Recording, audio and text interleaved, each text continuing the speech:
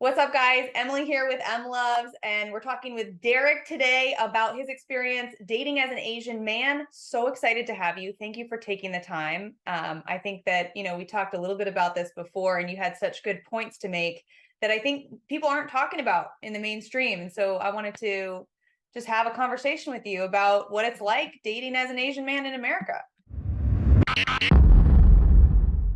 Cool. Thanks for having me. Where should we start? Well, I liked what you were talking about. We had seen the Fung brothers did a video about dating as an Asian man that was based off of an article that was written, and they were talking about the difference between micro and macro and how that influences the dating scene and how you want to think about dating as an Asian man. Do you want to talk a little bit about that? Yeah, for sure. I watched that video. I saw when you posted it, and I thought it was really good too. I think they're right in that most advice that I've seen or that a lot of guys get is specifically on like the micro. Micro isn't like what can you do as a person to improve your chances. And that's the pretty typical like go to the gym or try to make more money or just like very controllable things. But the macro is something that is really important, maybe something that a lot of guys don't think about, to kind of make it more extreme and more obvious. If I was an Asian guy living hypothetically in somewhere that had zero Asian people, let's say like somewhere in the Midwest, some kind of like farming city or state where they've never seen an Asian person.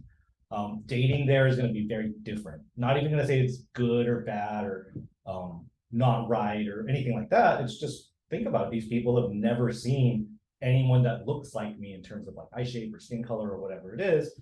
And that factors into attraction. In fact, like that factors into what people consider to be attractive.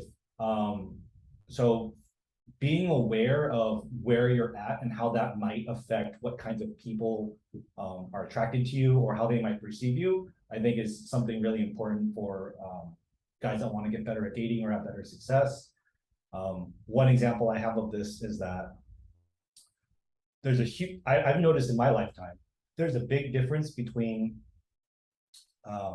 meeting people of a particular ethnicity in America versus in like an Asian country.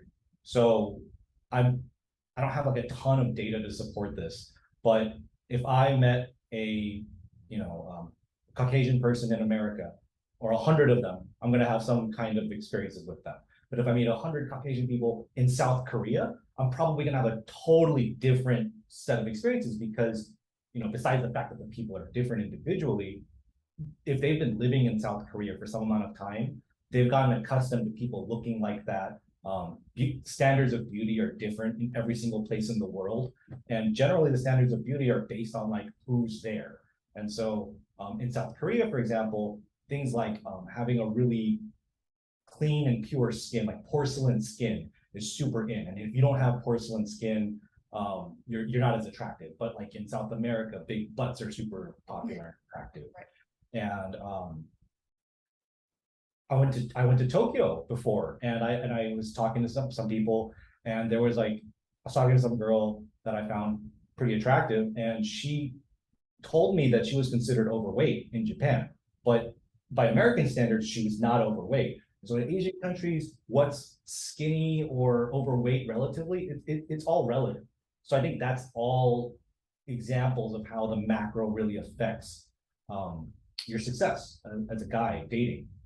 So thinking about that, I'm not trying to, I don't think that you can't succeed because of the macro. I don't think it's an excuse, but if you want to succeed, you should be factoring in, it's more information you could be factoring in. Like even in the example of the farming city, I'm pretty sure that if I, am a confident person and I'm working on myself and I have a lot to offer, just like everyone does, I can get dates in that farming city. I can find there's somebody in this place that's never seen an Asian person that would like to go out with me, might even be good for me. Who knows? But yeah, it's an awareness thing, just knowing where you're at. So what would you tell women who were into the K-pop, that kind of archetype? What would you like to tell them? I don't blame them. I mean, like, everyone has preferences, and in their cases, they have like a really strong preference for that type of person. I would say, try to appreciate the person for who they are. In some cases, maybe they're into it. Maybe who they are is like super Korean, and that's their identity. Then maybe they won't mind that you're all about how they're Korean, and that's fine. And you can find your person. But there's going to be a lot of these guys that there's this. I guess my advice is watch out for appreciating, for not appreciating the person for who they are instead of how they are Korean. There's a fine line there, and you know, it turns into kind of like an objectification thing at that point. Yeah, totally. It's interesting how it can be, you know, positive and negative, but either way, it's like it has no bearing on who you are as a person, your race, right? Right. So really interesting, just things that I have not, you know, heard before and thought of. So this is really interesting.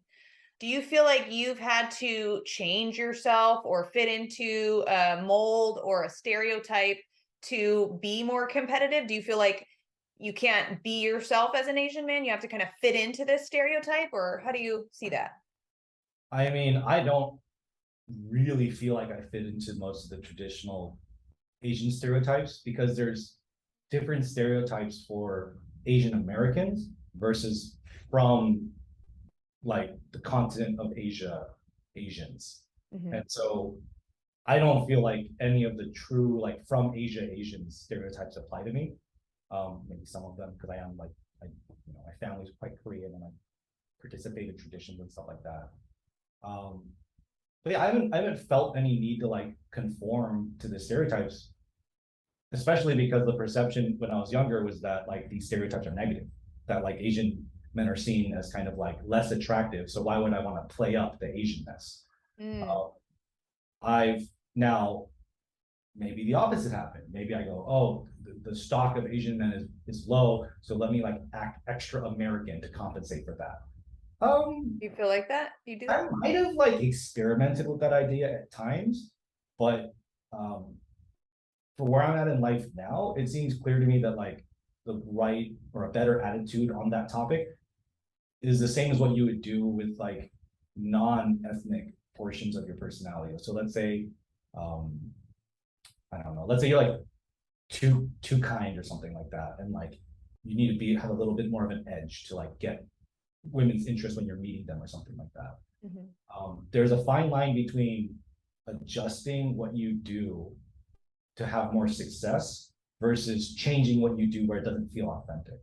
So I've definitely experimented with being, you know, authentic to myself in a bunch of different ways that like some of them might be related to acting Asian or not, but others might have to do with like clothing style. So definitely, I think being authentic to yourself is the right move, and that will like manifest differently on the topic of like I guess culture and ethnicity.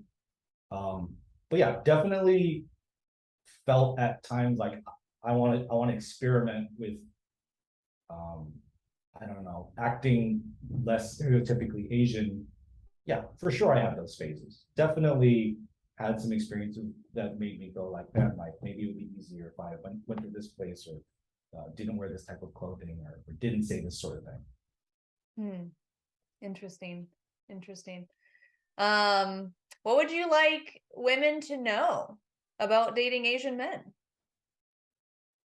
I think for not just women, but like this definitely would be great for this message to get out to women is that I don't think a lot of people factor in culture into their dating journeys as much as they could be doing.